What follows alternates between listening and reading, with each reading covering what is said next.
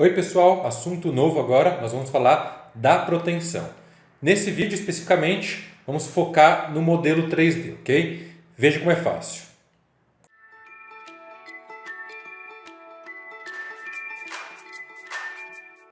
Bom, a gente não precisa mais enxergar os detalhamentos da forma, então vamos vir aqui no Build Instructor e desligar as folhas do detalhamento, tá? E aí, obviamente, nós precisamos ativar agora o arquivo número 3 em vermelho, ok? Nós ainda vamos precisar do modelo 3D de concreto em amarelo.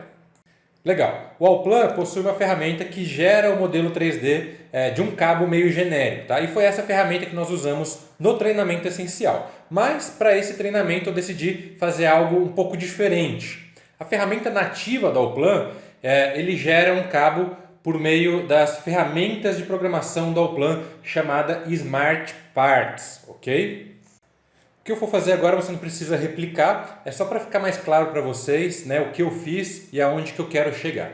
Essa ferramenta aqui é a ferramenta de cabos.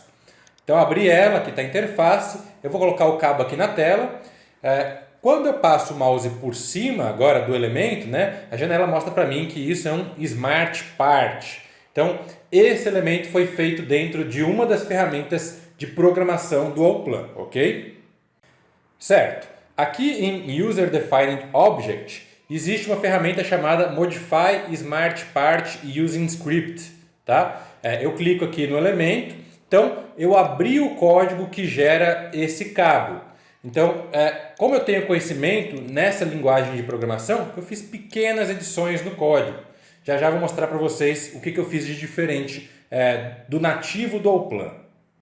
Beleza. Depois disso, eu salvei esse elemento na minha biblioteca e vocês também têm ele aí. Então, vai ser esse novo cabo que nós vamos usar nessa aula, tá? Então, agora sim, vamos voltar. Pode vir aqui em Library, que é uma outra biblioteca. O que muda do Library para o Wizards, resumidamente, é que aqui no Library eu salvo blocos individuais, ele fica organizado em pastas, E lá no Wizard a gente salva meio que tudo junto, como se fosse um arquivo padrão. Então, Library, Office, Beamworks Brasil e blocos paramétricos. O elemento é esse proteção, pode dar um duplo clique nele. Bom, a interface é praticamente a mesma da ferramenta nativa do Allplan, só existe essa aba a mais chamada BW, tá? De Beamworks. Então, aqui a gente insere algumas informações extras que depois vão ser utilizadas nas listas automáticas, tá? Então, essa já é uma das diferenças entre a ferramenta nativa e a que eu programei para vocês. Então, vamos começar a preencher. Em identificação, esse é o nosso único cabo, então vai ser C.01. Diâmetro da cordoalha, eu estou com a cola aqui do lado, tá? Vou colocar aqui também na tela. Então, na cola tem as tabelas e nas tabelas tem todas as informações que nós precisamos preencher para esse projeto. São 5 φ de meia polegada, 12,7 milímetros. Então, o diâmetro é 12,7. O número de cordoalhas, 5. A bainha, repara que não tem a unidade aqui na interface, então isso quer dizer que é a unidade que eu estou usando no Allplan nesse momento, tá? 8 centímetros.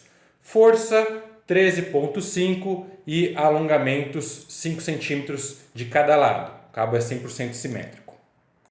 O comprimento de excesso, o excesso da cordoalha, onde o macaco puxa ela, além de ser uma informação que ele considera nas listas, ele soma o excesso ao comprimento da bainha, tá? Para chegar no comprimento da cordoalha. Eu programei também para que ele desenhe uma linha 3D com o comprimento de excesso, saindo da bainha. E aí depois você vai ver que essa linha ajuda a gente um pouquinho no detalhamento. Bom, vamos conferir a geometria dos outros elementos do cabo, a espiral, a placa de ancoragem, e esses dados eles não estão aqui na tabela, tá? Então eu busco essas informações no catálogo da Protende, por exemplo, que é o catálogo que eu usei como referência para esse curso.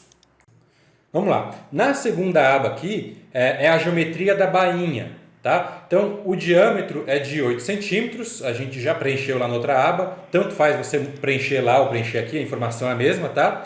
E segundo o catálogo da Protend, para um cabo 12Fi, né, de 15.2 M-TIE, o diâmetro é de 80 milímetros mesmo.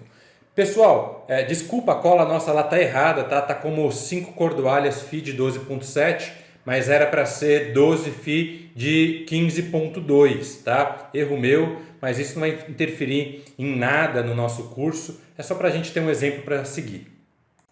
Então, nessa aba não tem mais nada para mudar, vamos para a próxima. O duto, né, onde os cabos estão se aproximando para caber na bainha. Eu não sei o nome desse duto, se você souber, deixa aí nos comentários. O catálogo da Protend não identifica muito as dimensões desse duto. Então, eu vou meio que colocar alguns valores coerentes em função da chapa, né? O diameter at start, por exemplo, tem que ser menor do que a chapa. O diameter at end tem que ser maior do que a bainha. Então eu coloco sempre aqui alguns valores que eu imagino ser coerentes, tá? E esses que estão aqui estão muito bons. Já o comprimento, a entrada do número 3, né, no catálogo da Protend seria o valor B mais o valor I menos o que eu colocar na espessura da chapa, que vai ser 2 centímetros. Então, B é 190 mais I é 380 milímetros menos 2 centímetros da chapa dá 550 milímetros, ou melhor, 55 centímetros. Próxima aba, espiral. Diâmetro da barra, meia polegada, então 1,25 centímetros, ok? Concrete cover eu não vou mexer, é a distância entre a chapa e a espiral. Se eu não me engano, se você colocar aqui meia bitola, a espiral fica colada ali na chapa. Diâmetro da espiral no catálogo é a coluna FIG, tá? Então 31 centímetros. Length é o comprimento total da espiral, no catálogo é o campo F, então 42 centímetros. E number of loops é o número de passo. O catálogo ele dá o comprimento do passo, então nós precisamos dividir o comprimento total, 420, pelo tamanho do passo, 60 centímetros, e aí eu chego em 7 passos, ok? Agora, a chapa na próxima aba tem 22 por 22 centímetros e a espessura de 2 centímetros, como eu já tinha falado. Por fim, o que ele chama aqui de Anchor Object, né? O diâmetro é 16,5 e a espessura é 6 centímetros. Então, eu vou voltar lá na aba BW e mudar para 12Fi de 15,2. Legal, agora falta dar os pontos do cabo, né? Vamos lá, para a primeira aba, chamada Axis. Essa ferramenta, ela lê um arquivo no formato R2 para pegar esses pontos, tá? Que nada mais é do que um TXT com uma organização pré-definida.